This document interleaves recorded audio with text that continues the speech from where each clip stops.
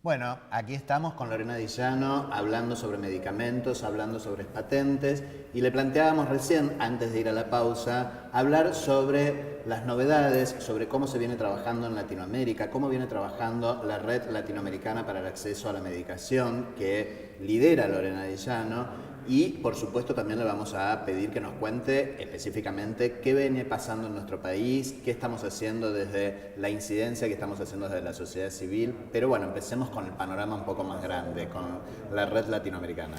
Sí, gracias. Pues, lo que me gustaría primero comenzar es presentando la red. La red LAM es la Red Latinoamericana por el Acceso a Medicamentos. Somos un grupo de organizaciones en la región de Latinoamérica. En 5 países tenemos trabajo en este momento, en Brasil, Argentina, Perú, Colombia y también en México. Y nos hemos juntado porque nos preocupa la sostenibilidad de los programas de provisión de medicamentos en la región, teniendo en cuenta las barreras, como vos bien explicabas, que presentan las patentes que existen sobre productos farmacéuticos, y bueno, y que son medicamentos esenciales para tratar enfermedades como el VIH-Sida, la hepatitis C, el cáncer y distintas enfermedades de alto costo. Lo explicamos varias veces, pero estaría bueno recordar, cuando hablamos de patentes, ¿de qué hablamos?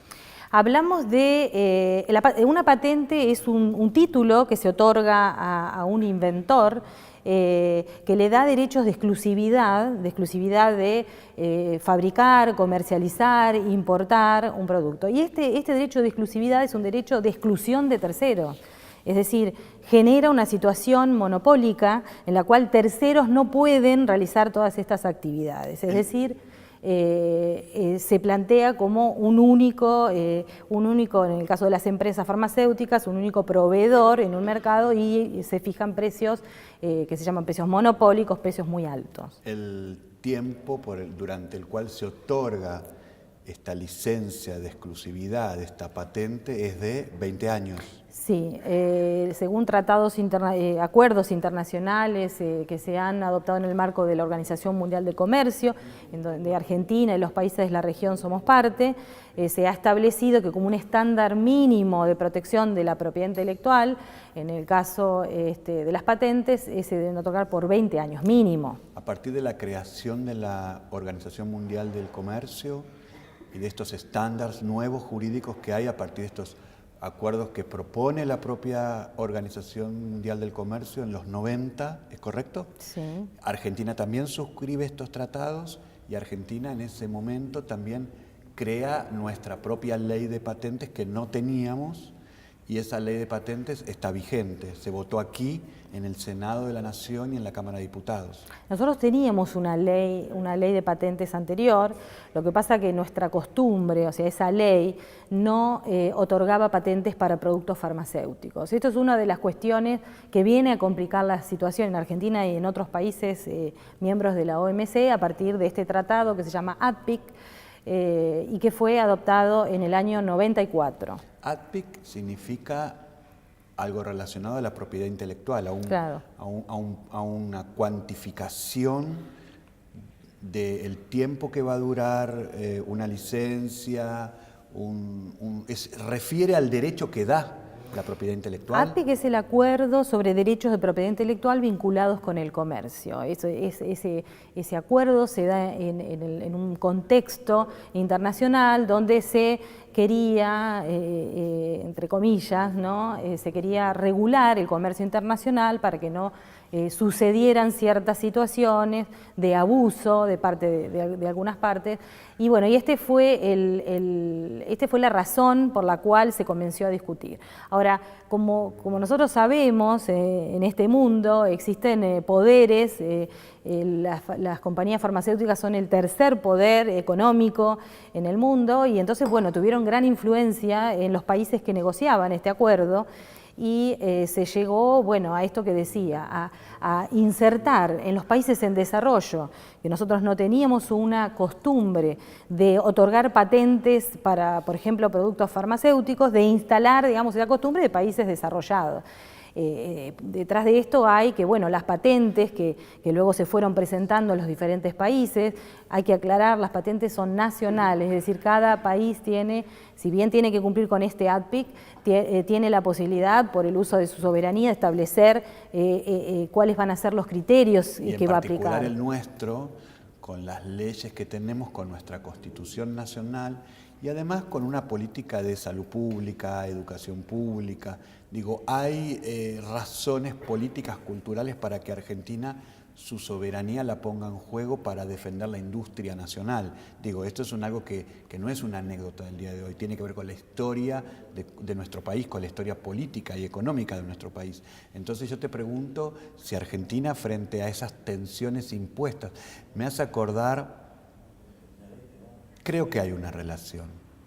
En cuando la región se paró frente al ALCA y le dijo que no, a esos tratados de libre comercio que imponían reglas que perjudicaban a decisiones que con nuestra soberanía ya habíamos tomado anticipadamente, como por ejemplo garantizar la educación pública y la salud pública, que con ese tratado de libre comercio no podría ser.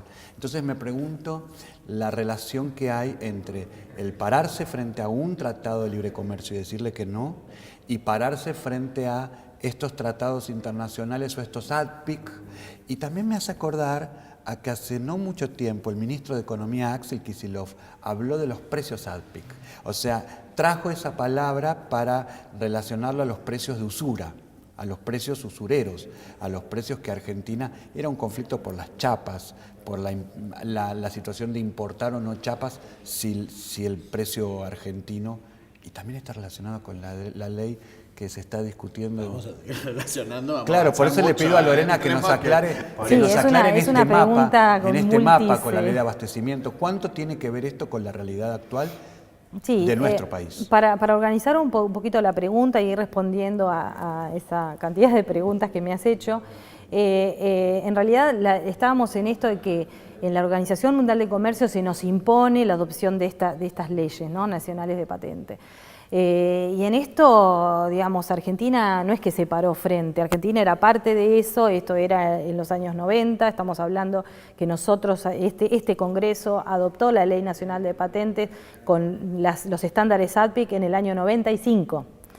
Entonces eran otras épocas, ¿no? Sí, ahí no estábamos en la vereda de enfrente, sino que justamente tomamos esa propuesta neoliberal. Neoliberal y la adoptamos. Y ahí quedamos, digamos, con estas barreras que nos generan las patentes para acceder a los medicamentos. Pero la Ley Nacional de Patentes, si bien establece estos estándares, no es tan mala, porque también tiene otros mecanismos que podemos usar y que estamos usando, que son legales, son mecanismos del mismo sistema, que no son muy utilizados o no están utilizados de la manera que deberían ser utilizados, porque el bien tutelado es la salud pública, y esto es muy importante, que son lo que nosotros llamamos salvaguardas de salud, ¿no?, que están en ADPIC, y que también están en nuestra Ley Nacional de Patentes. Para usarlos hay que tener coraje, porque están. Por supuesto, porque cuando hablamos de salvaguardas de salud, hablamos estamos trabajando sobre intereses económicos muy importantes, ¿no? Es desafiante el tema. Lorena, en relación a esto que venís diciendo, vos recién cuando decías esto de la barrera que significa la patente, decías que la patente se otorga como mínimo por 20 años. ¿Por qué decías como mínimo? Yo creía que 20 años es el tiempo que dura esa patente. O sea, cuando estamos diciendo 20 años dura una patente, estamos diciendo durante 20 años ese laboratorio, esa multinacional, tiene derechos exclusivos para vender ese medicamento, esa droga, que fue la que fabricó, la que inventó durante 20 años, exclusividad monopólica, pone el precio que quiere. Ahora, vos hablas de como mínimo. ¿Por qué como mínimo? ¿Se puede extender? En realidad hay unas estrategias que utilizan las compañías farmacéuticas para extender los monopolios más allá de 20 años. La ley dice 20 años, pero luego cuando uno analiza la situación en la que están en términos de patentes, algunos medicamentos que nosotros necesitamos, que además estamos proveyendo como Estado gratuitamente a las personas que tienen distintas enfermedades, y encontramos que tienen varias patentes, es decir, las compañías no solamente se conforman con pedir una patente, sino que luego realizando pequeños cambios, que a veces son combinaciones de drogas. Lorena, decilo. Esto Sí. se llama en inglés evergreening. Se llama evergreening O perpetuidad de las patentes. Perpetuidad de las patentes. Vamos a ver un video que explica qué es el evergreening. ¿Tenemos el video? ¿Sí? ¿O no? Si no, sí. Ahí está. Evergreening o perpetuidad de las patentes. ¿Qué es el evergreening? Es una estrategia de la industria farmacéutica para obtener ganancias astronómicas por sus medicamentos patentados. ¿En qué consiste? Por sus productos farmacéuticos, estas empresas solicitan patentes que les otorgan monopolios por 20 años. La situación impide que otros fabriquen y vendan el producto patentado.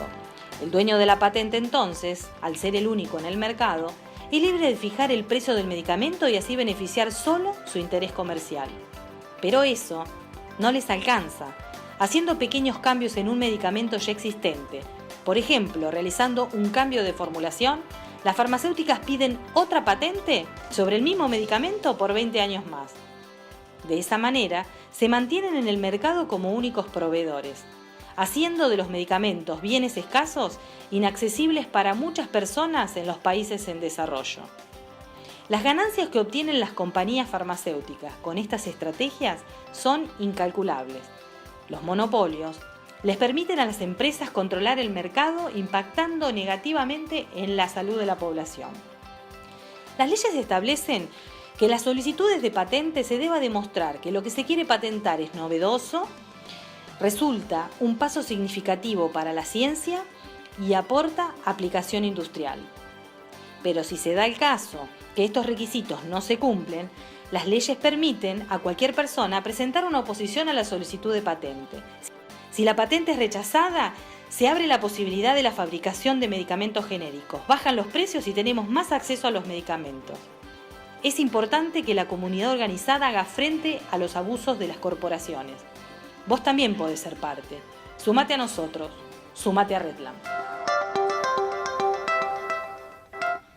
Muy bien, qué bueno que claro que es el video y qué claro que nos muestra que hay muchos más buitres de los que nosotros creemos, ¿no? Realmente de esto se trata. Otros Fíjense, buitres. Otros buitres. Estos son los otros buitres. Estos son los otros buitres y estos son los otros buitres que nos pueden dejar a perpetuidad, digamos, teniendo que pagar cifras siderales. atentando contra lo que nosotros queremos realizar es la sustitución de importaciones, el desarrollo de nuestra producción, agregando ciencia y tecnología y además cuidando la balanza comercial, porque estos productos se importan y se pagan en dólares, no solamente a precio de usura, sino que atenta contra los dólares que nuestros países necesitan para terminar con los flagelos de las deudas externas, entre otras cosas. Hablábamos de que las patentes generan monopolios. Estos monopolios hacen de que no pueda haber fabricación de genéricos, no puede haber producción local. En general las patentes son de compañías farmacéuticas de países del norte, de europeos, Estados Unidos, Japón. Entonces las patentes no son nuestras. A nosotros lo que nos toca es justamente esta restricción y tener que pagar, como bien decías Alex, muchos dólares por medicamentos que en realidad el costo de producción es muy bajo. A veces centavos. Nosotros estamos encontrando, porque hacemos comparación de precios diferentes países en Latinoamérica, pero además también con precios de referencia de productos genéricos de la India, ¿no? La India provee el 80% de los medicamentos genéricos que se consumen en el mundo. Y es un exportador de la materia prima para la realización de medicamentos genéricos. Sí. Pero además, y estamos encontrando que medicamentos que acá estamos pagando $4.000 para una persona por año, estamos encontrando que esos mismos en versión genérica en India se comercializan a $100 por persona por año. Es decir, y ya no hay discusión acerca de la calidad de los genéricos. La diferencia es el precio de la usura, no la calidad del producto. No hay relación entre costo y precio. Son dos cosas totalmente distintas y en el medio está la especulación. Es pura especulación. Entonces, yo también quería... $100 y 4.000. Y 4.000. ¿Sabes qué? Creo que en el bloque que viene queremos que nos hagas un correlato de precios, realidades, para que todos y todas empecemos a tomar dimensión del problema, de cuánto nos cuesta sostener la usura. Atención, se está discutiendo aquí sobre el medicamento como un bien esencial o como una mercancía. ¿Vos qué pensás? A la vuelta, en artículo 16, Lorena nos va a abrir bien los ojos con números impresionantes, ¿no? Así es. Vamos.